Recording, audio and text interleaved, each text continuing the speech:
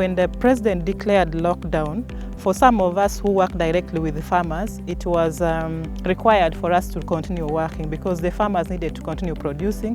Even much as other people were going into lockdown, we needed to ensure that there was enough food being produced, even to sustain, first of all, the beneficiaries that we work with, but also to be able to have excess that they can be able to sell to other people who are in the lockdown, because we didn't know how long this was going to take. We didn't know how it was all going to turn out. Being one of the people who remained behind, and I was away from my family, at first the scare, I even got to a point because Adjumani district, unfortunately, was one of the districts in West Nile that came up with the first reported case in northern Uganda. So even that fear that if I go home, maybe I'm already asymptomatic, I might also take the disease to my family also was there. So we had to keep going and try as much as possible to keep ourselves safe. We were a very small number remaining in the office.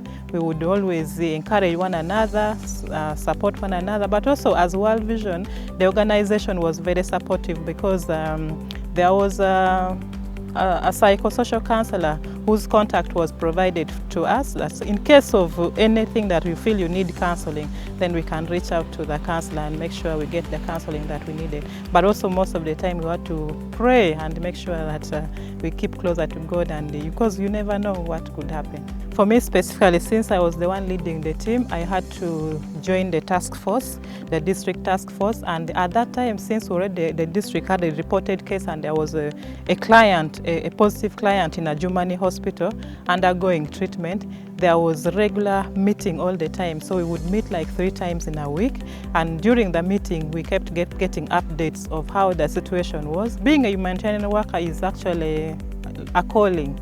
Sometimes the reward you get out of what you do may not be commensurate with the work you do, because most time we work in risky areas.